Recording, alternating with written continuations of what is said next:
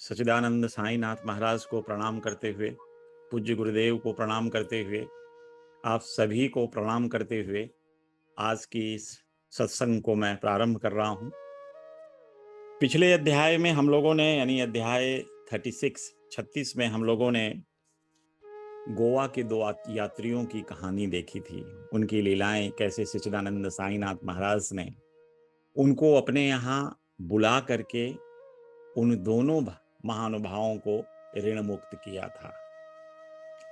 ये सच्चिदानंद साईनाथ महाराज के सर्वव्यापकता का द्योतक है, एक सजीव उदाहरण है जिससे हम ये कह सकते हैं कि सच्चिदानंद साईनाथ महाराज सर्वव्यापी हैं।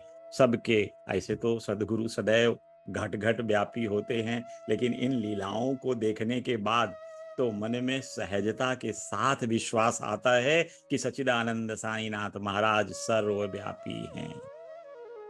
अगली घटना, कहानी, कथा जो हमने देखा मिसेज औरंगाबादकर की, जिनको बाबा की कृपा से संतान की प्राप्ति हुई थी। सच्चिदानंद साईनाथ महाराज एक ऐसे पारिवारिक सदगुरु हैं जो सदैव अपने भक्तों के कष्टों को किसी न किसी रूप में दूर किया करते हैं और सदैव अपने भक्तों पे निगरानी रखते हैं। और उनका तो यही प्रयास रहता है कि उनके साथ जुड़ने वाले हर भक्त सदैव प्रसन्न चित्त रहें, क्योंकि बाबा ने तो एक जगह कहा कि मेरे भक्तों के घर अन्न और वस्त्र की कभी भी कमी नहीं होगी। मेरे भक्त के घर, ये बाबा के वचन हैं। जब बाबा ने कह रहे हैं कि मेरे भक्त के घर कभी अन्न और वस्त्र की कमी नहीं होगी, इसका तात्पर्य तो सीधा सा होता है कि भक्त के घर, भक्त को पहले घर होगा और उस घर में अन्न और वस्त्र की कमी नहीं होगी। इसलिए जैसे कहते हैं ना, रोटी कपड़ा मकान, ये जीवन जीने के लिए जो चीज आवश्यक है किसी भी मनुष्य, किसी भी प्राणी के लिए, सच्चिदानंद साईनाथ की भक्ति से वो सहजता से मिलती है, क्योंकि सच्चिदानंद साईनाथ महाराज ने यह आश्वासन दिया है, अपने वचन के रूप में कहा है। इसीलिए मैं कहता हूं कि बाबा एक पारिवारिक गुरु हैं। हमें परिवार में रह करके किस तरह का आचरण करना चाहिए, हमें सच्चिदानंद साईनाथ के आचरण से सीखना चाहिए। किस तरह से बाबा द्वारिकामाई में रह करके हम सभी भक्तों को जीवन जीने की कला सिखाया करते थे। सामान्यतया यदि प्रवचन के थ्रू बाबा सिखाते तो शायद लोगों के समझ में नहीं आता, लेकिन सच्चिदानंद साईनाथ महाराज तो इन चीजों को एक लीला के द्वारा सिखाते थे। अपने सामने अपने आप को केंद्र में रखकर एक लीला का निर्माण करते थे, एक लीला खेलते थे, जिसको देख करके आपके हृदय में सहजता के साथ वो बड़े बड़े गूढ़ रहस्य, जो जीवन जीने के लिए, जो जीवन यापन के लिए गूढ़ता की आवश्यकता है, उसको सच्चिदानंद साईनाथ ने सरलता के साथ अपने भक्तों को समझाया। आवश्यकता है तो हम भक्तों को सच्चिदानंद साईनाथ के श्री चरणों में अटूट श्रद्धा की, विश्वास की, अपनी दृढ़ निश्चयता की कि हम सच्चिदानंद साईनाथ के दिखाए रास्ते पे चलते रहेंगे, चलने का कम से कम प्रयास तो करेंगे। यदि आप प्रयास करोगे तो निश्चय जानो, सही प्रयास, ईमानदारी से किया हुआ प्रयास, बाबा इंश्योर करते हैं कि वह सफल हो। तो श्रद्धा विश्वास रूपिणो श्री सच्चिदानंद साईनाथ के श्री चरणों में अपनी श्रद्धा लगा करके उनके दिखाए मार्ग पे चलने का, अनुसरण करने का, उनके मार्ग का, यही हर भक्त का कर्तव्य है। इस अध्याय, आज का अध्याय 37, जिसमें हम लोग बाबा के चावड़ी की लीला देखेंगे। चावड़ी समारोह के नाम से यह अध्याय जाना जाता है, जिसमें बाबा कैसे द्वारका माई से चावड़ी शयन के लिए जाते हैं, इसका वर्णन किया इस अध्याय में। लेकिन इस वर्णन से पहले चावड़ी की लीला, चावड़ी समारोह का वर्णन, उससे पहले हेमाद पंत ने बाबा के बारे में कुछ वेदांतिक विषयों पर बातचीत की है। सो मैं चाहता हूं कि छोटा सा संदर्भ मैं उसका आपके सामने बताते चलूं, क्योंकि हेमाक पंत ने जब वेदांतिक विषयों का यहाँ पे चर्चा किए तो उस चर्चा में उन्होंने बाबा की जीवनचर्या का वर्णन किया कि कैसे सच्चिदानंद साईनाथ महाराज अपना जीवन यापन शिरडी में किया करते थे और सच्चिदानंद साईनाथ महाराज को देख करके कैसा प्रतीत होता था, उनकी लीलाएं क्या थी, कैसे बाबा की क्रियाएं चलती थी, इन चीजों का भी थोड़ा थोड़ा वर्णन करते हुए चलते हैं। क्योंकि सच्चिदानंद साईनाथ की जो लीला है, जो जीवन है, वो सच में अगर कहा जाए तो अवर्णनीय है। उसमें जो गूढ़ तत्व छिपे हैं उनके लीलाओं में, वो सब समझ नहीं आते हैं। लेकिन हम मनुष्य अपने अल्प ज्ञान से जितना भी उनके बारे में समझने का प्रयास करते हैं, जितना भी ज्ञान सदगुरु ने, जो भी सामर्थ्य सदगुरु ने हमें दिया, उससे जो समझ में आता है कि बाबा के यहाँ तो रोज अद्भुत क्रियाएं होती थी और यह लीलाएं इसलिए होती थी कि आपको सदमार्ग पर लाया जा सके।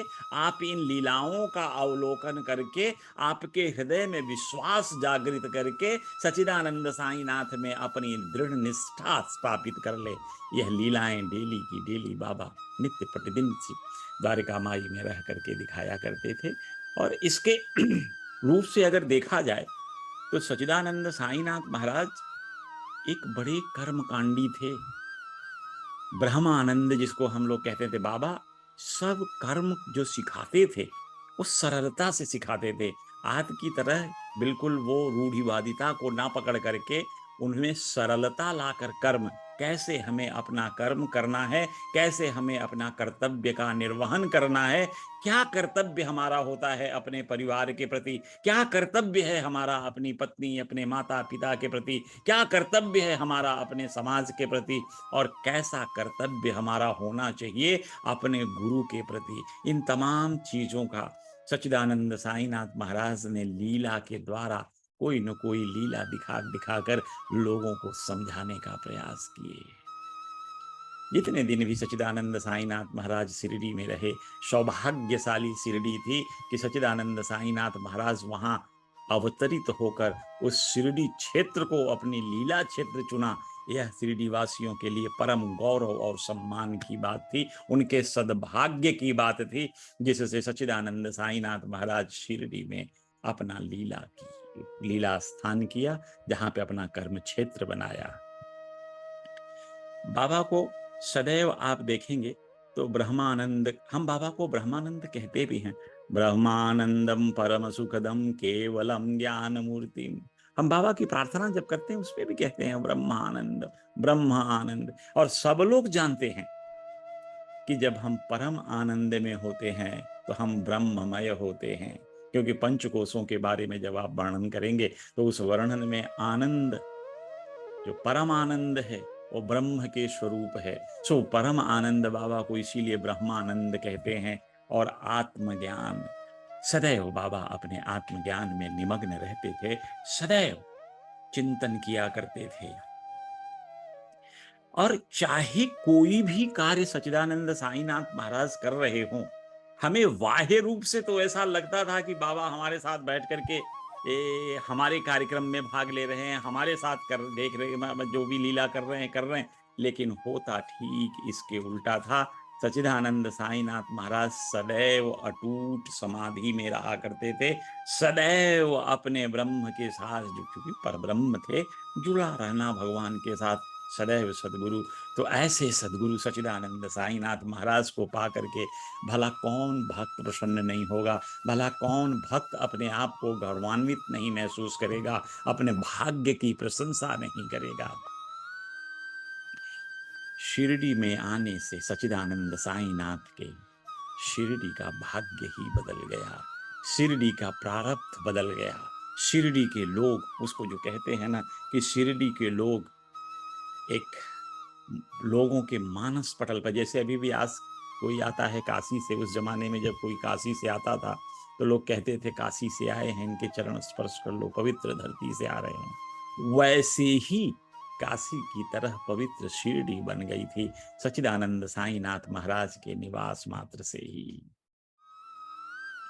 उनके चरित्र को अगर देखें हम लोग, तो चरित्र का अवलोकन करके हमें ऐसा महसूस होता है कि जैसे सच्चिदानंद साईनाथ महाराज तो इस भवसागर पर ही विजय प्राप्त कर लिए हैं।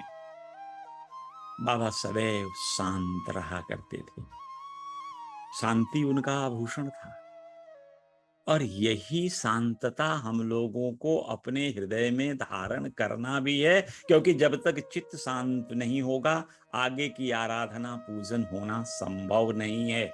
इसलिए चित्त की शांति आध्यात्मिक प्रगति के लिए अति आवश्यक है। हम सब लोगों को अपने चित्त शांति के लिए सच्चिदानंद साईनाथ के श्री चरणों में अपने चित्त को लगा देना चाहिए, क्योंकि एकमात्र साधन है चित्त को शांत रखने के लिए सच्चिदानंद साईनाथ के श्री चरणों में अपने चित्त का अर्पण। तो दूसरी चीज बाबा के बारे में आप सब लोग जानते हैं, जब उनके चरित्र का हम वर्णन कर रहे हैं तो बाबा की दानवीरता के बारे में कैसे चर्चा न करें। बाबा तो दानवीर ऐसे थे कि दिन भर जो भी भिक्षा में मिलता था वो सारा शाम को जो भी बाबा को दक्षिणा के स्वरूप में भी मिलता था, शाम को सबको बांट देते थे, अपने पास कुछ नहीं रखते थे। फकीरी अव्वल बादशाही वाले सिद्धांत पे बाबा जो कुछ भी दक्षिणा मिलता था उसको लोगों की सहायता के लिए बांट दिया करते थे। कभी भी बाबा को सांसारिक चीजें छूती नहीं थी। यद्यपि बाबा सांसारिक चीजों में रहते जरूर थे, लेकिन कभी सांसारिक चीजों से प्रभावित नहीं हुए। जैसे कमल कीचड़ में खिलते हुए भी उस कीचड़ से अछूता रहता है, उससे अलिप्त रहता है, ठीक सच्चिदानंद साईनाथ महाराज भी सांसारिक जीवन में रहकर इससे अलिप्त थे। यह बहुत बड़ी विशेषता सदगुरु साईनाथ महाराज की थी। और बाबा के लिए तो क्या अमीर क्या गरीब, वो तो आपके भाव को देखते थे। चाहे अमीर आदमी यदि अच्छे भाव से नहीं आया तो भी बाबा को कोई फर्क नहीं पड़ता, गरीब आदमी कोई अच्छे भाव से आया तो बाबा को बराबरी ही रहता था। उसमें प्राणियों में विभेद नहीं करते थे बाबा। अमीरी गरीबी जात पात धर्म संप्रदाय इन किसी चीजों का बाबा के साथ कोई भेदभाव नहीं था। सिर्फ मतलब था तो आपके शुद्ध और अच्छे भाव की, कि आप सदगुरु के शरण में आए हो तो निर्मल भाव लेकर जाओ, सदगुरु को अपने हृदय में उनके अर्पण के लिए भाव लेकर जाओ। अर्पण करना समर्पण करना बहुत बड़े बड़े शब्द हैं, इनमें कभी मत फंसना, बट प्रयास यही करना कि जो हम देना चाहते हैं सदगुरु को, जैसे भी हम सदगुरु की आराधना करना चाहते हैं, जितनी भी आराधना करना चाहते हैं, वो शुद्ध भाव और अच्छे मन से हो। जितनी देर भी करें, एक घड़ी आधी घड़ी आधे में बुनियाद, तुलसी संगत साधु की मेट सकल अपराध। ये क्यों कह रहे हैं तुलसीदास जी कि एक घड़ी हो या आधी घड़ी हो, साधु की संगति। साधु तो सबके साथ रह रहे हैं, लेकिन यहाँ घड़ी आधी घड़ी की बात कह रहे हैं। जब आप अच्छे भाव में साधु की संगति करते हो, जब आपके निर्मल भाव हो, उच्च भाव हो, वो थोड़े समय के लिए भी हो, तो भी वह भाव आपको सफल बना देगा, इसमें कोई संशय नहीं है। इसलिए गोस्वामी जी कहते थे बाबा तो आप अगर देखें तो सच्चिदानंद साईनाथ महाराज तो गांव वालों के साथ नृत्य और गायन भी करते थे, लेकिन समाधि किंचित मात्र भी विचलित नहीं होती थी। सच्चिदानंद साईनाथ महाराज सदैव अल्लाह मालिक राम जी भला करेंगे ऐसे शब्दों से उनके होठ पे सदैव निकलते रहते थे। तो ये उनकी शालीनता विनयशीलता दर्शाता है। सच्चिदानंद साईनाथ महाराज किसी से नाराज नहीं होते थे। हम लोग कहते हैं कि हम ईश्वर को शाम को शयन करा देते हैं, तो क्या यह संभव है ईश्वर शयन कर ले? इस पूरी सृष्टि को चलाने के लिए ईश्वर का शयन करना संभव है? कतई नहीं। लेकिन हम भक्त अपने भाव से भगवान को चाहते हैं कि ईश्वर ने हमें दिन भर दर्शन दे करके थक चुके होंगे, इसलिए भगवान अपने भाव से अपने हित के लिए भगवान को शयन करा देते हैं। इसीलिए हम सेज आरती करके पट बंद कर देते हैं, हे भगवान अब आराम करें।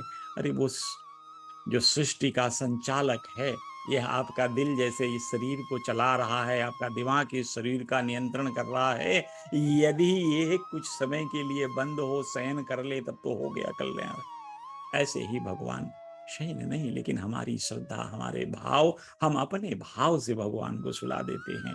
तो जो भी हो, सच्चिदानंद साईनाथ महाराज एकदम पूरे उस तरह के व्यवहार करते थे जैसे जन सामान्य करते हैं, ताकि लोगों को उनसे घुलना मिलना आसान रहे, उनका अनुसरण करना आसान रहे। ये सच्चिदानंद साईनाथ की बड़ी, बाबा बड़े विनम्र, आप सब लोग जानते हैं, विनम्रता में कभी नाराज नहीं होते। स्वयं सिद्ध होकर भी सच्चिदानंद साईनाथ महाराज साधकों के जैसा कार्य करते थे, कभी सोते नहीं थे, क्योंकि जैसा हमने अभी कहा, लिखा है ना, या निशा सर्वभूतानां तस्यां जागृति संयमी, यस्यां जागृति भूतानां भूतानि सा निशा पश्यतो मुना।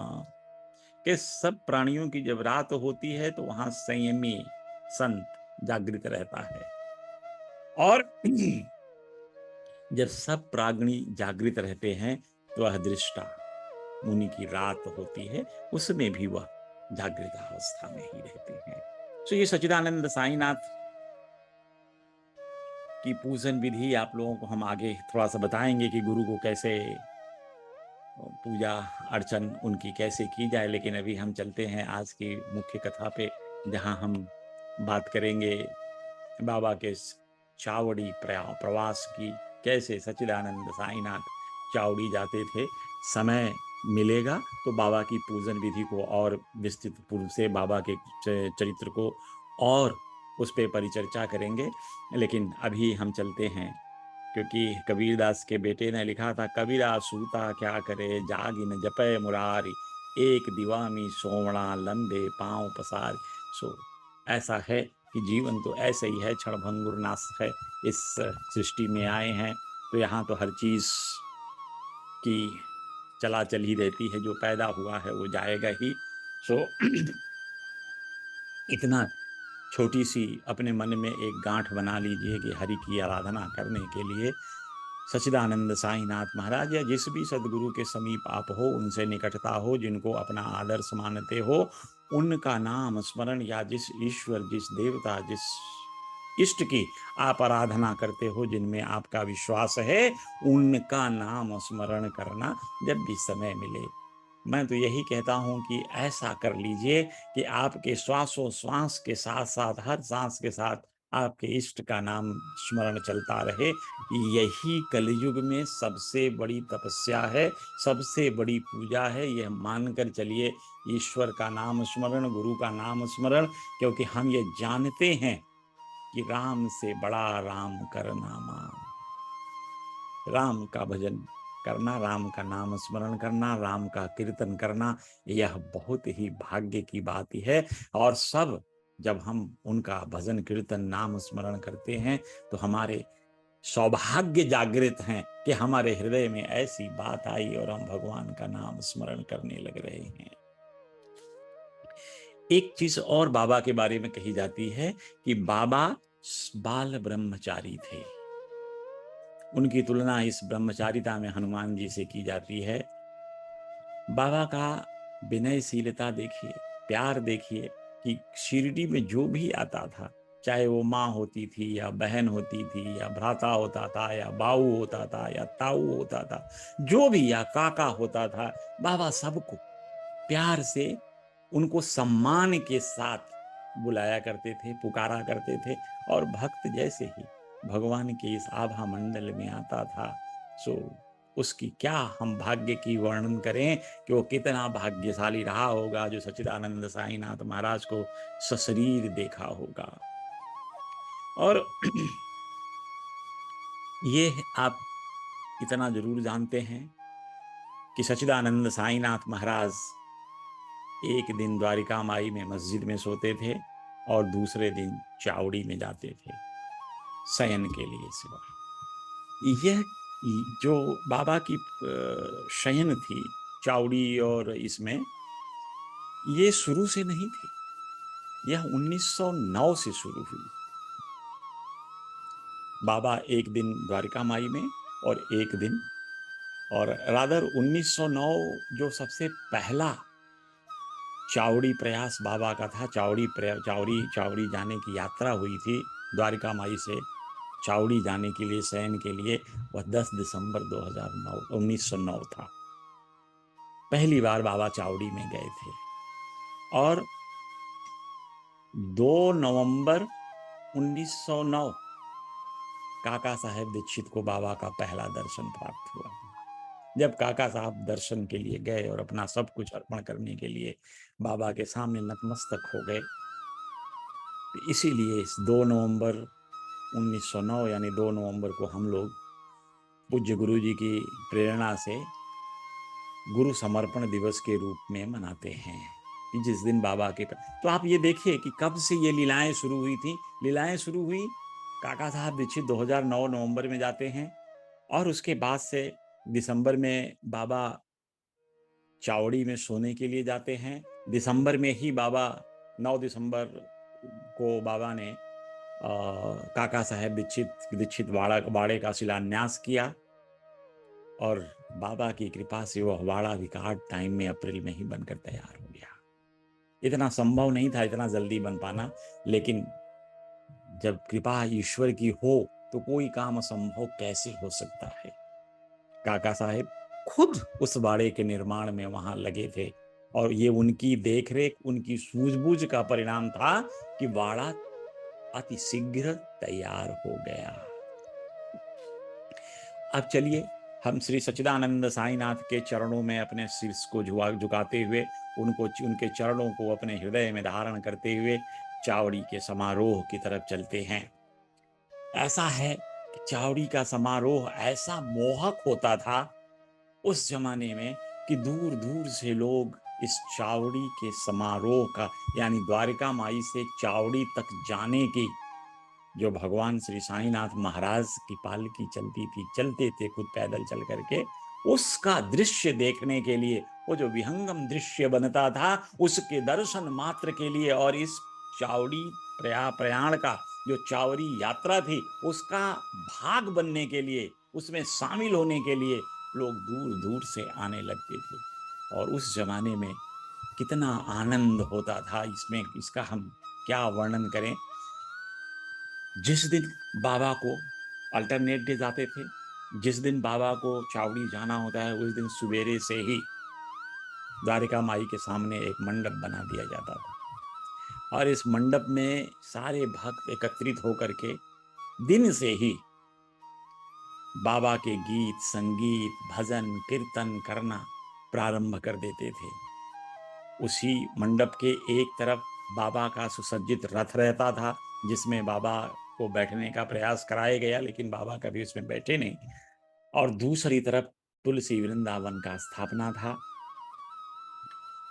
तरह तरह के वाद्य बजते थे। किसी के पास उस जमाने के जो वाद्य हुआ करते थे, आज के ऑर्केस्ट्रा के तो नहीं, लेकिन उस जमाने में जो झाज, चिपलिस, मृदंगम, ये सब होता था, सब बजता था, और इतना आनंदमय मंगल, जो मनमोहक समा बधती थी, उसका आप अपने हृदय में आंख बंद करके थोड़े देर के लिए अगर ध्यान करोगे कि कैसा दृश्य रहा होगा, आपके हृदय में आना चाहिए कि मंडप बना है, एक तरफ रथ रखा है, दूसरी तरफ वृंदावन है, और बीच में बैठ करके भक्तगण झाज से, मृदंग से बजा बजा कर भगवान का श्री कीर्तन कर रहे हैं और साईनाथ महाराज का जय घोष कर रहे हैं।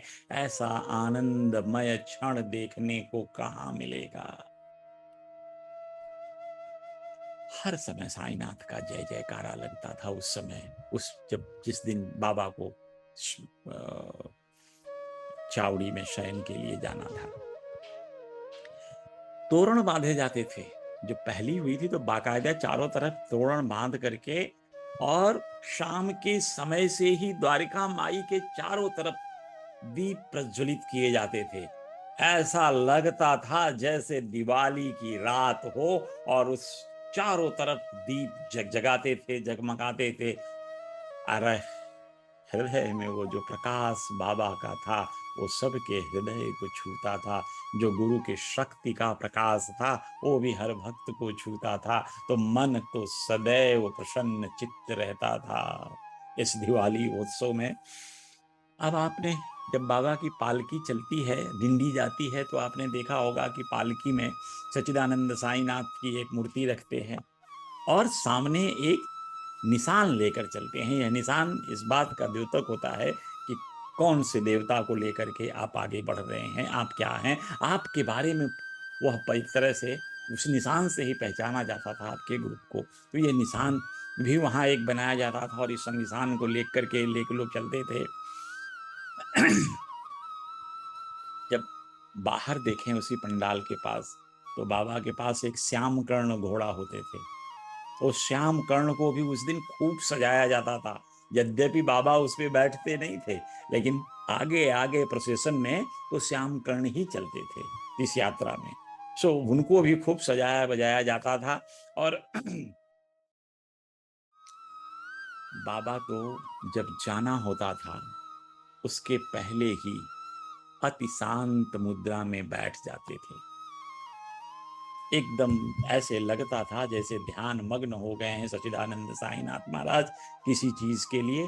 और ध्यान जब शांति आ गई तब तात्या पाटिल आता था और तात्या पाटिल आ करके कहते थे, बाबा समय हो गया, चलिए तैयार हुई, आपको तो चावड़ी चलना है आज शयन के लिए। फिर क्योंकि आप जानते हैं तात्या तो बाबा को मामा भी कहते थे। सो वो बाबा को अपना उनका सदका उठा कर देना, कपनी पहना देना और कंधे पर एक बाबा सेला डाल के, एक कपड़ा डाल करके, सुनहरा जरी का सेला होता था, वो सब डाल दिया गया। और इसके पश्चात बाबा जब चलने लगते थे उनको तात्या अपने हाथ से सहारा दे करके उठाते थे और बाबा को लेकर चलने के लिए। आप देखिए द्वारिका माई से सच्चिदानंद साईनाथ महाराज चावड़ी जाने के लिए उठ जाते हैं। आप, मैं तो जैसे बोलते जा रहा हूं, आप अपने हृदय में उसको धारण करते चलिए, उस दृश्य को देखने का प्रयास करिए। मैं यही प्रयास करना चाहूंगा कि आपके हृदय में चावड़ी समारोह पूरी तरह से विराजित हो।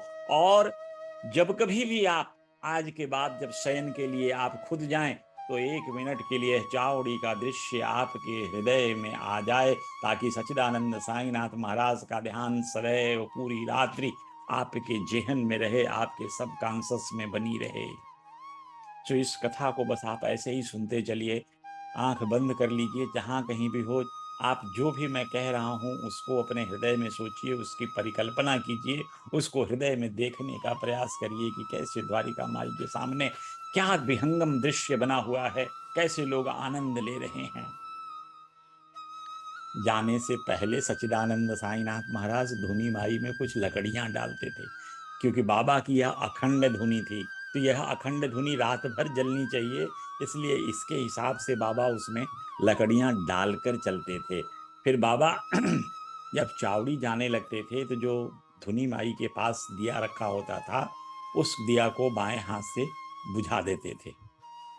और जब प्रस्थान करने, जैसे ही बाबा सीढ़ियों के ऊपर पांव रखते थे उस समय ऐसे वाद्य बजने लगते थे, ललकारा होने लगता था, श्री सच्चिदानंद साईनाथ महाराज के नाम का ललकारा गूंजता था। हर भक्त को समझ में आ जाता था कि सच्चिदानंद साईनाथ महाराज अब द्वारिका माई से बाहर निकलेंगे और अपने भक्तों को दर्शन देंगे। सच्चिदानंद साईनाथ के इसी एक दर्शन मात्र के लिए भक्त दोपहर से ही इकट्ठा होकर के वहां पे धवन बाबा कीर्तन और गायन का कार्यक्रम किया करते थे। और ऐसे करते करते हर भक्त भावा विभोर, आनंद विभोर हो जाते थे। कई लोग इस आनंद में नृत्य करने लगते थे। आप ये सोचिए कि जब कोई वाद्य बज रहा हो और उसके सामने सच्चिदानंद साईं खड़े हो, ये भाव विह्वल हो करके भक्त अपना नृत्य करने लगते थे, गाने लगते थे, चिल्लाने लगते थे, सच्चिदानंद साईनाथ महाराज की जय। यह जयकारा पूरे शिरडी में ऐसे गूंजता था, इतनी आवाज होती थी कि लोग जो दूर दराज भी ये आवाज सुनते थे तो उनको एहसास होता था कि सच्चिदानंद साईनाथ महाराज अब द्वारका माई से निकलकर चावड़ी की तरफ जाने के लिए तैयार हो गए हैं। लोग आगे निशान लेकर चलने लगते थे। जब ध्वज और निशान लेकर चल आ, जैसे ही बाबा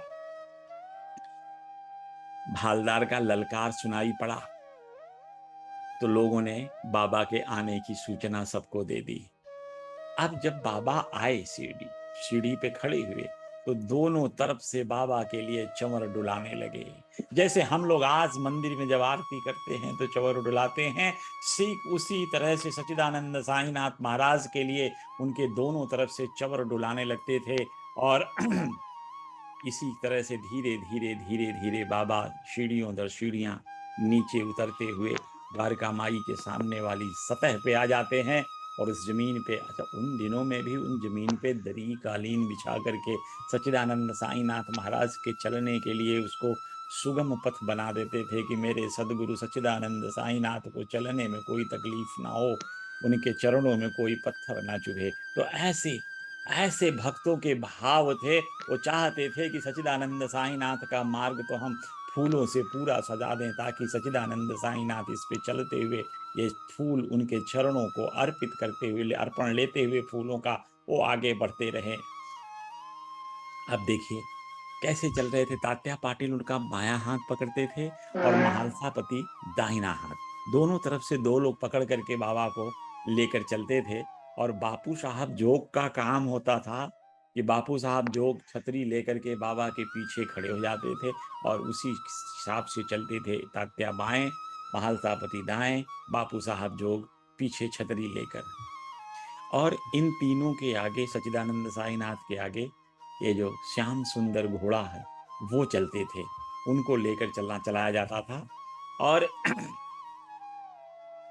ठीक इसके पीछे पूरी भजन मंडली साई राम के भजन उद्घोष करते हुए चलते रहते थे। अब ऐसा गूंजता था आवाज कि आप अनुभव कीजिए, क्योंकि अभी नवरात्रि चल रहा है, आप वाद्य यंत्रों की आवाज सुन करके आप कैसे रमते होंगे। उस जमाने में भी सच्चिदानंद साईनाथ महाराज जब शांत वातावरण में शांत संध्या के समय चावड़ी जाने के लिए प्रयास यात्रा में निकलते थे, तो उस समय हम तो, आप जितने भी शिरडी गए होंगे सब लोगों ने देखा होगा कि द्वारिका माई से लेकर चावड़ी तक की दूरी कितनी है, छोटी सी जगह है। और इस जगह को पार करने में साईनाथ महाराज को घंटों लगते थे। आप अंदाज लगाइए इस कैसे बाबा। और यह पहले मुझे आश्चर्यचकित करता था कि इतनी छोटी सी दूरी को तय करने में इतना समय लगता है। लेकिन जब पूज्य गुरु जी के साथ हम कभी कई कई जगह पे हम गए तो वो देख करके फिर उस बाबा की यात्रा की अनुभूति होने लगी कि गुरु जी को भी 100 मीटर की दूरी तय करने में कम से कम 1.5 से 2 घंटा लग जाता है। हमने साईं के आंगन में देखा कि बाबा जब बाहर निकलते हैं अपनी गाड़ी तक जाने में, ये हार्डली 100 मीटर की भी दूरी नहीं होगी, पर बाबा को घंटा 1.5 घंटा लगता है। वो भक्तों का प्रेम, सब भक्तों से मिलते हुए जाते हैं, सबकी समस्याएं सुनते हुए जाते हैं, सबको आशीर्वाद देते हुए जाते हैं, सबका कल्याण करते हुए जाते हैं। ऐसे ही सच्चिदानंद साईनाथ महाराज की जब यात्रा चावड़ी की तरफ निकली तो भक्तों को कल्याण, बाबा सबसे मिलते जुलते, सबको आशीर्वाद देते, सबकी दुखों को दूर करते हुए सच्चिदानंद साईनाथ महाराज घंटों में यह दूरी तय करते थे, चावड़ी और द्वारिका माई से लेकर के चावड़ी तक। अब पूरा जन समुदाय उस समय क्या आनंदित रहता था, इसकी परिकल्पना हम कैसे कर सकते हैं कि वो आनंद कितना होगा। उस आनंद की अनुभूति तो हमें अभी हो रही है कि हम बाबा विभोर होकर बाबा की कथा पढ़ रहे हैं कि बाबा सच्चिदानंद साईनाथ महाराज अभी द्वारिका माई से निकल करके उनके प्रांगण में आ गए हैं। और प्रांगण में उनके बाएं तरफ तात्या और दाहिने तरफ महालसापति, पीछे बापू साहब जोग छत्र लेकर चल रहे हैं, आगे श्याम सुंदर घोड़ा चल रहे हैं, सच्चिदानंद साईनाथ महाराज का जय घोष हो रहा है, पूरा वातावरण प्रफुल्लित और आनंदित है, खुशबूनुमा माहौल जिसमें सच्चिदानंद साईनाथ महाराज के नाम का संकीर्तन चल रहा है। बाबा के नाम के अलावा इस माहौल में कुछ भी नहीं दिखाई पड़ता। जब ऐसे भाव, ऐसा माहौल हो तो भला किसका मन श्री साईं के चरणों में ना नम होगा, श्री साईं के चरणों में आश्रय नहीं लेने का कोशिश करेगा। हर लोग इस आनंद का लुत्फ उठा रहे थे। और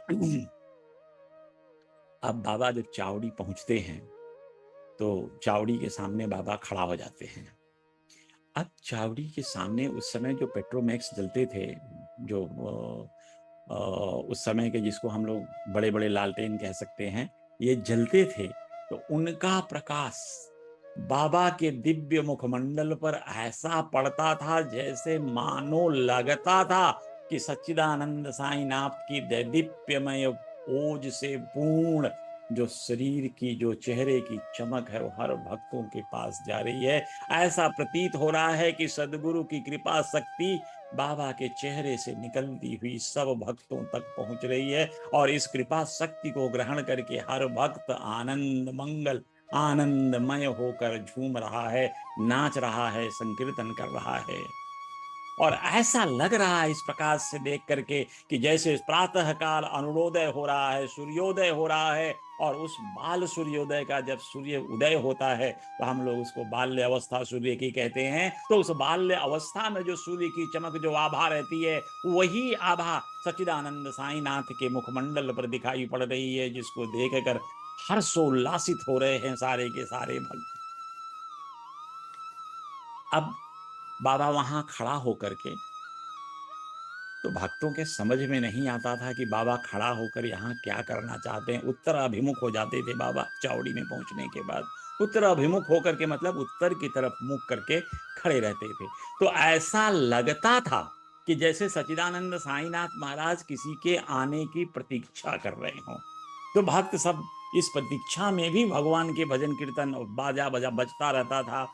थोड़ी देर तक बाबा, जैसे आजकल के म्यूजिक डायरेक्टर्स को आप लोग देखते होंगे कि हाथ नीचे ऊपर करके सिग्नल्स देते हैं, तो बाबा उस जमाने में किस लिए अपना दाहिना हाथ नीचे ऊपर 3-4 बार करते हैं, और उसके बाद वाद्य और तेजी से बजने लगते हैं। सब जितने भी नगाड़े, ढोल, झांझ, मंजीरे, जिस भी तरह के वाद्य थे, सब वाद्य और तेजी से बजने लगते हैं। इसी समय देखिए काका साहब दीक्षित गुलाल की वर्षा करने लगते हैं। अब इस गुलाल की वर्षा से पूरा वातावरण, आपको नहीं लगता कि यह सूर्योदय के समय का वातावरण हो गया? चारों तरफ लालिमा छा गई। सच्चिदानंद साईनाथ महाराज सूर्य की तरह चमक रहे हैं, लालिमा, उनकी किरणें सब भक्तों के ऊपर पड़ रही हैं। ऐसा विहंगम दृश्य भला किस भक्त को मोहित नहीं कर लेगा? कौन ऐसा भक्त है जो इसके प्यार में फंस नहीं जाएगा? ये भाग्य के दिन थे उन दिनों, जो शिरडी में सच्चिदानंद साईनाथ महाराज के चावड़ी यात्रा में अपने आप को शामिल कर पाते थे। अरे महालसापति तो बाबा का हाथ पकड़े पकड़े ही नाचने लगते थे। उनको इस वाद्य में, इस रस में, जब काका साहब गुलाल की वर्षा करते, उस लालिमा के और वाद्य के वशीभूत होकर महालसापति तो वही नाचने लगते थे बाबा को पकड़े पकड़े। आप अंदाज लगा सकते हैं कि कैसा विहंगम दृश्य रहा होगा। सब भक्त एकाग्र दृष्ट होकर सच्चिदानंद साईनाथ महाराज को देखने लगते थे। अब बाबा को ले जा करके चावड़ी में धीरे धीरे धीरे दोनों लोग चावड़ी में बाबा को बिठा देते हैं। इस दर्शन के लिए सच्चिदानंद साईं वहां खड़े होकर वहां उपस्थित सभी जन समुदाय को अपना दर्शन देते हैं, और धन्य होते हैं वो भक्त बाबा के इस दैदीप्यमान स्वरूप को देख करके। ऐसा वातावरण बनता है, ऐसा खुशी का माहौल बनता है कि यह महसूस नहीं होता कि आप कभी ये दोबारा भी देख पाएंगे। यह जीवन की एक ऐसी, जो भक्त वहां होता था वो सोचता था कि यह जीवन अब यही, इसी समय, क्योंकि मैं यही दृश्य लेकर इस दुनिया से जाना चाहता हूं अपने हृदय में। तो वो भाव भी लेकर के लोग इस दृश्य का अवलोकन करते थे। और आज के तारीख में तो हम चावड़ी यात्रा में शामिल नहीं हो सकते, लेकिन इन लीलाओं को हृदय में रख करके, उनकी अनुभूति करके, हम उस समय के आनंद को जरूर कुछ न कुछ मात्रा में प्राप्त कर सकते हैं, और उस आनंद को हमें सबको लेना चाहिए, इसमें कोई संशय नहीं रहता। अब ये जो चावड़ी जब पहुंच जाते हैं सच्चिदानंद साईनाथ महाराज, तो तात्या पाटिल पहले चावड़ी में चले जाते हैं और बाबा के लिए आसन बिछा देते हैं, तकिया भी लगा देते हैं, उसके सहारे बाबा को बिठा देते हैं। फिर उनको एक वहां पे बाबा का श्रृंगार किया जाता है। ये भक्त की भावना है इसके अलावा कुछ भक्त अपने भावों में जो भगवान को देखना चाहता है खूबसूरती में, जैसे माँ अपने बच्चे को श्रृंगार करके देखना चाहती है, जब बच्चा सज जाता है तो माँ के खुशी का पारावार नहीं रहता, ऐसे ही भक्त अपने भगवान को श्रृंगार करता है और भगवान को श्रृंगारित करके उनके रूप को दिखाकर भक्त भाव विभोर हो जाता है। ऐसे ही छठा साथ सच्चिदानंद साईनाथ महाराज के लिए बन रही थी, तो भक्तों ने उनको एक अंगरखा पहुंचाया और नाना प्रकार से उनकी पूजा की, भगवान के श्री साईनाथ महाराज की, और उन्हें स्वर्ण मुकुट पहनाया, उन्हें माला फूल जवाहरों की मालाएं गले में पहनाई, ललाट पे कस्तूरी वैष्णवी तिलक लगाया और बीच में एक बिंदी लगाकर अपलक बाबा को देखते रहे। जब बाबा सज गए तो उस स्वरूप को आप भी अपने हृदय में धारण कर सकते हैं कि सा मालिक कैसे नजर आ रहे होंगे, स्वर्ण मुकुट पहने हुए, बाबा अंगरखा धारण किए हुए, गले में आभूषण पहने हुए सच्चिदानंद साईनाथ महाराज की वो स्वरूप कैसा दिख रहा होगा, वो आप भी अपने हृदय में उसको देख सकते हैं, इसमें कछु संशय नहीं है, ये निश्चय जानकर चलिए। सिर पे बाबा के जो बाबा हेडगियर बांधते थे उसको बदल दिया गया। डर लगता था कि कहीं सच्चिदानंद साईनाथ महाराज, क्योंकि बाबा जल्दी पूजा किसी को नहीं करने देते थे, कहीं ऐसा ना हो कि सब कुछ उठाकर फेंक दें, ये नाराज ना हो जाए। पर बाबा तो अंतर्यामी सभी भक्तों को उनकी इच्छा अनुसार उनकी पूजन करने का उनको अवसर प्रदान किए। जो सच्चिदानंद साईनाथ महाराज, अब देखिए वहां पूजन, मैं यहाँ आपको बता सकता हूँ कि सदगुरु, समय हमारे पास 20 मिनट और है, 15-20 मिनट पूजन विधि में अगर समय थोड़ा मिलता है तो बताता हूँ। हम लोग यूजुअली षोडशोपचार पूजा विधि करते हैं। सदगुरु की पूजा करना जैसे हम षोडशोपचार से भी कर सकते हैं, पंचोपचार से भी कर सकते हैं, सप्तोपचार से भी कर सकते हैं, ये पूजा की विधियां हैं। और जहां तक सदगुरु की पूजा का है, उनमें आप जो भी उपचार से पूजा करें, लेकिन आपके भाव होने अति आवश्यक हैं। सदगुरु में विश्वास होना अति आवश्यक है, श्रद्धा होना अति आवश्यक है। तो भाव से की गई किसी भी तरह की पूजा सदैव सदगुरु को स्वीकार होती है, इसमें कोई संशय नहीं है। देखिए, देवी देवताओं की पूजा में अगर कुछ विधि विधान में त्रुटि होती है तो नुकसान होने की संभावनाएं रहती हैं, लेकिन सदगुरु की पूजा में, क्योंकि माँ है ना, सदगुरु तो माँ सदृश्य है, उनकी पूजा में कुछ भी त्रुटि हुई तो भी कोई फर्क नहीं पड़ता। माँ तो सदैव अपने बच्चे को हृदय से लगा लेती है। तो बाबा के लिए भी वहां पे नाना साहब निमोड़कर जी ने एक छत्र, वृत्ताकार छत्र बाबा के ऊपर लगाया, एक डंडी लगी हुई थी। जब बाबा बैठ गए डंडे पे, गद्दी पे, तो उनके ऊपर से एक छत्र भी लगाया गया, जैसे अभी आप लोग सीढ़ी में देखते होंगे या मंदिरों में छत्र लगा रहता है। और चांदी की एक सुंदर थाल में पाद प्रक्षालन किया गया। बाबा का पाद प्रक्षालन करने के बाद और अर्घ देना। अब मैं 2-3 मिनट में आपको छोटे से मैं बता देता हूँ कि ये सब चीजें, ये पूजा की जो विधियां हैं, इसमें षोडशोपचार में कौन कौन सी विधि आती है, इसको मैं आपको जस्ट छोटे में, क्योंकि यहाँ बाबा के बारे में आपको बता रहे हैं कि पाद प्रक्षालन किया गया, और पाद प्रक्षालन करने के बाद तो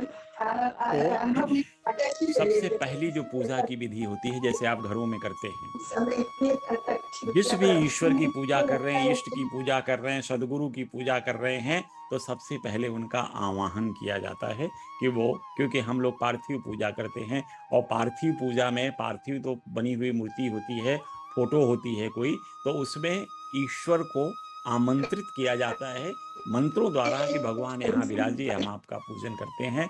मंत्र नहीं आता है तो सिर्फ भाव से भी कह सकते हैं, भगवान आप यहाँ विराजिए, हम आपकी पूजन करना चाहते हैं। तो सबसे पहला होता है जो चरण, षोडशोपचार मैंने 16 प्रकार के जो पूजा होते हैं, उनमें मैं आपको बता रहा हूँ कि इसमें अपने इष्ट, अपने सदगुरु, जिसकी भी आप पूजा करना चाहते हो, उनको आवाहन किया जाता है, उनका ध्यान किया जाता है।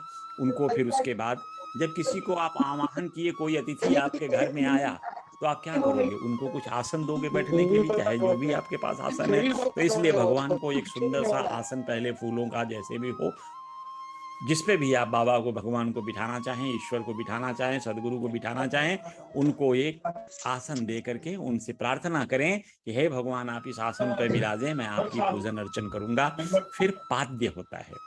पाद्य मतलब पाद्य प्रक्षालन, यानी भगवान, देखिए हमारे ये जमाने से ये प्रथा चली आ रही है कि जब कोई अतिथि आता है घर में तो उसके पाद प्रक्षालन किए जाते हैं।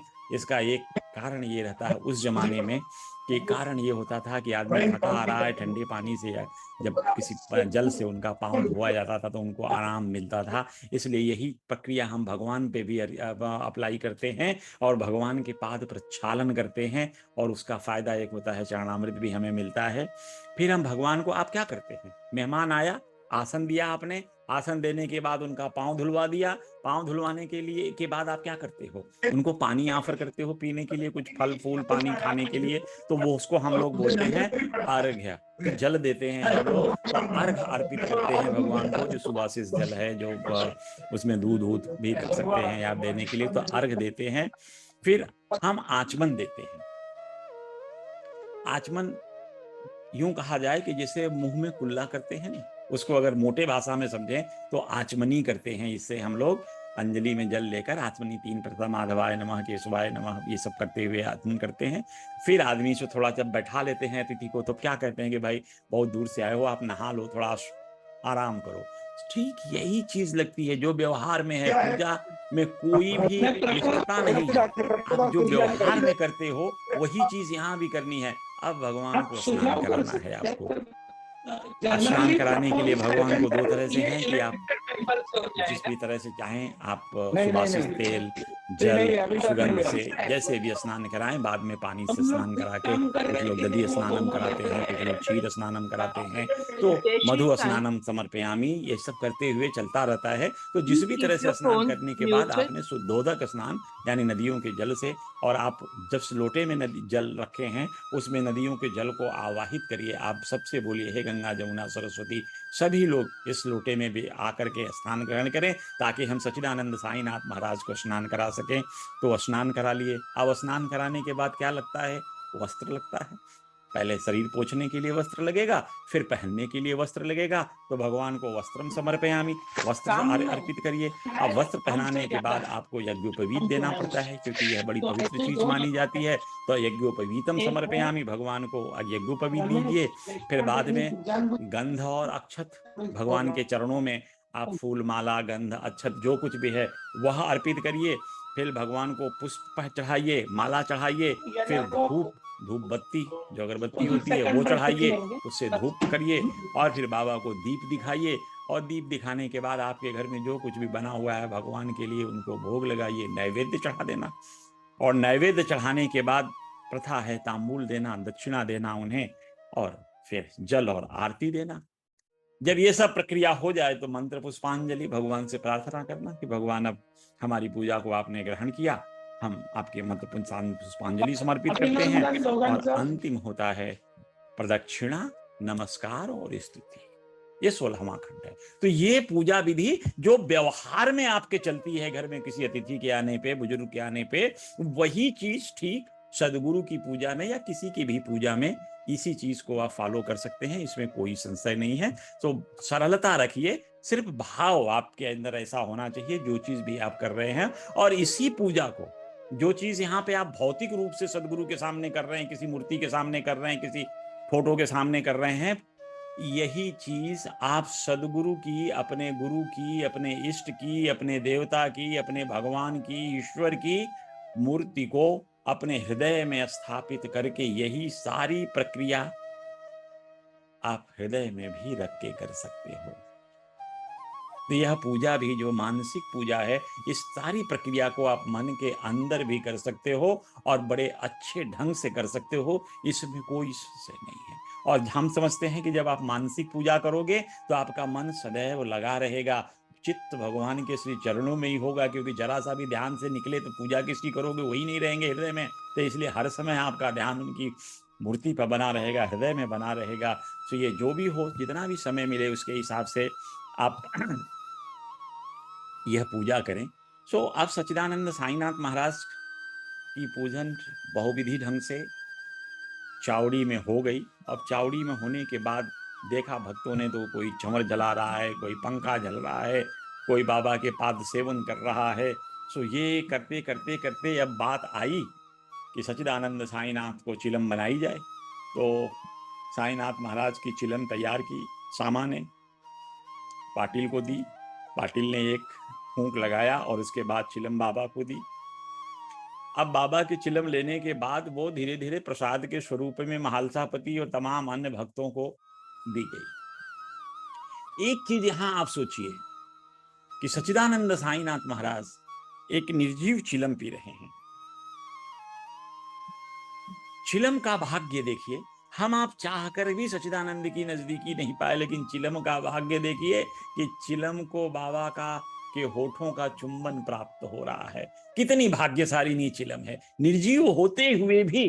क्योंकि हमारे यहाँ हमारे जो प्राचीन ग्रंथ हैं, हमारे जो प्राचीन शास्त्र हैं, हमारे जो प्राचीन मनीषी हैं, ये भगवान हर कण में विद्यमान है, चाहे जीव हो या चेतन हो या अचेतन हो, किसी भी तरह का हो, उस हर पदार्थ में, हर अणु में ईश्वर का वास है। और ऐसा ही हमें कहता है कि ईशावास्यमिदं सर्वम यत्किंचित् जगतम जगत, ये पूरा संसार ही ईश्वर की कृपा से ईश्वरमय है, ईश्वर से आच्छादित है। ऐसा भाव लेकर चलते हैं तो इस निर्जीव चिलम की मिट्टी का भाग्य देखिए, जो सच्चिदानंद साईनाथ महाराज के चुंबन करने का, होठों के चुंबन का उसको फल प्राप्त हो रहा है। यह देखकर हमारे हृदय में सामान्य उठती कि चिलम कितनी भाग्यशाली नहीं है। लेकिन चिलम बनने की प्रक्रिया देखें, कितने मेहनत के बाद, कितने तकलीफ सहने के बाद वह चिलम का स्वरूप प्राप्त करती है और उस स्वरूप सच्चिदानंद साईनाथ के होठों तक जाता है। चिलम बनाने की प्रक्रिया अगर आप देखें तो कितनी कठिन प्रक्रिया है। पहले मिट्टी लाते हैं, शोधते हैं, मिट्टी को गूंथते हैं, गूंथने के बाद उसे चाक के ऊपर चिलम का स्वरूप निर्माण करते हैं। फिर चिलम निर्माण जब निर्मित हो जाती है, चिनक बन जाती है, तो उसे धूप में सुखाते हैं। यहीं तक इसकी तकलीफ नहीं है, फिर उसको आग में तपाते भी हैं। तपने के बाद तब तिलम का स्वरूप जो आप देखते हो आपके हाथों में आता है। तो ये कितने कष्ट, चक्र में घूमना, धूप में सूखना, फिर अग्नि में तपना, ये सारी प्रक्रियाओं से, अनेक संस्कार से उसकी शुद्धिकरण होती है, यातनाएं सहती है, तब जाकर के उसे परिणाम बाबा के कर स्पर्श और चुंबन का सौभाग्य उसे प्राप्त होता है। जब ये सब काम खत्म हुआ, बाबा चिलम उलम भी पी लिए, तो चिलम पीने के बाद बाबा को सब भक्त फिर दर्शन के लिए आने लगे। सबके हाथ में फूल माला, सब लोग अपना अपना फूल माला बाबा को अर्पण कर रहा है। अब बाबा को फूल मालाओं से लद गए बिल्कुल। कुछ लोग बाबा को गुलदस्ते लाकर फूलों से दे रहे हैं, सुगंधित फूल हैं चारों तरफ के। तो जो यह प्रक्रिया भी करीब घंटे चलती रहती थी। बाबा तो वैराग्य के पूर्ण अवतार थे, इसमें कोई संशय नहीं। न बाबा को जवाहरातों से कोई, न जेवरों से कोई, न इनके फूलों से, इन सब चीजों से बाबा को क्या लेना देना। पत्रम पुष्पम फलम तोयम जे में भक्ता प्रदक्षिणम, वो तो भगवान तो जो प्रेम से दिया जाता है, भाव से दिया जाता है, चाहे पत्र हो, फूल हो, पुष्प हो, कुछ भी हो, सब बाबा तो सिर्फ भावग्राही हैं, भाव से दी हुई चीजों को ग्रहण करते हैं। तो इसलिए सच्चिदानंद साईनाथ को इन तमाम चीजों में कोई इच्छा नहीं थी, लेकिन फिर भी कहते हैं भक्तों के प्रेम में वशीभूत होकर सच्चिदानंद साईनाथ महाराज सबके पूजन को स्वीकारते थे और लेकर के उसको आशीर्वाद दिया करते थे। कोई जैसे भी पूजा करने लगा, बाबा कभी आपत्ति नहीं किए उसके बाद से। और अब धीरे धीरे जो गाने बाने बाहर हो रहे थे, अब वो मांगलिक स्तर पे आ गए, क्योंकि अब उनको बंद होने का है। तो जब मांगलिक स्तर पे होने लगे, तब बापू साहब जोग चावड़ी में बाबा की सेज आरती करने लगे। और बाबा की सेज आरती की गई, और सेज आरती के बाद भक्तों ने बाबा ने को प्रणाम करके, सब भक्त एक एक करके, अच्छा बाबा की बड़ी विशेषता थी, जब भी कोई भक्त आता था, अरे भाऊ अच्छा चलो ठीक है, कल मिलेंगे, भाऊ अच्छे से घर चले जाना, अच्छे से आशीर्वाद देते थे सच्चिदानंद साईनाथ महाराज। अपनत्व, अपनापन जो बाबा दिखाते थे, वो भक्तों को बहुत पसंद आता था, अच्छा लगता था। जहां भाव की बात उठती है, मैं तो सदैव अपने आप से और आप सभी लोगों से यही कहूंगा, भाव हो तो अकिंचन भाव हो, बिल्कुल दीनहीनता वाली भाव हो, तभी तो हम कहेंगे भगवान दीनानाथ कहलाते हैं, भगवान को दरिद्र नारायण कहते हैं, अनाथों के नाथ कहते हैं। तो सच्चिदानंद साईनाथ के या किसी इष्ट के साथ जब पूजन की भाव की बात हो तो सदैव अकिंचन भाव लेकर जाएं, क्योंकि अकिंचन भाव में भगवान का आकर्षण ज्यादा रहता है, सरलता होती है अकिंचन भाव में। अकिंचन भाव में हम जैसे कई तरह के भाव आते हैं, दास भाव है, सखा भाव है, बंधु भाव है, लेकिन इसमें दास भाव सबसे अच्छा होता है। भगवान का सेवक होकर के जो भाव होता है, सेवक कौन बनता है? जिसने अपना सब कुछ छोड़ दिया। यदि आपके अंदर अहंकार है तो आप सेवा भाव पैदा ही नहीं कर सकते। तो इसलिए जब सब भाव छूट गए हैं तो दास भाव से भगवान के सामने सच्चिदानंद साईनाथ महाराज के चरण में जाएं। तो इसीलिए कहा गया है कि अकिंचन भाव सदगुरु को ज्यादा आकर्षित करती है। तो इसलिए जो भी भक्त जैसे थे उनके धीरे धीरे धीरे धीरे पूजन खत्म हुए, सब लोग अपने अपने अब घर जाने की तैयारी करने लगे, बाबा से सब विदा ले रहे हैं, सबको बाबा विदा कर रहे हैं, सबको बाबा ध्यान कर रहे हैं।